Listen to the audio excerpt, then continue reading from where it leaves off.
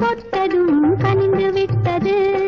பெண்மை என்பது என்னை வென்றது, பேச்சு நின்றது, வெட்கம் வந்தது. பெண்மை என்பது என்னை வென்றது, பேச்சு நின்றது, வெட்கம் வந்தது. ஏதோ ஏதோ ஏதோ ஒரு மயக்கம், அது எப்படி எப்படி எப்படி வந்தது எனக்கும்.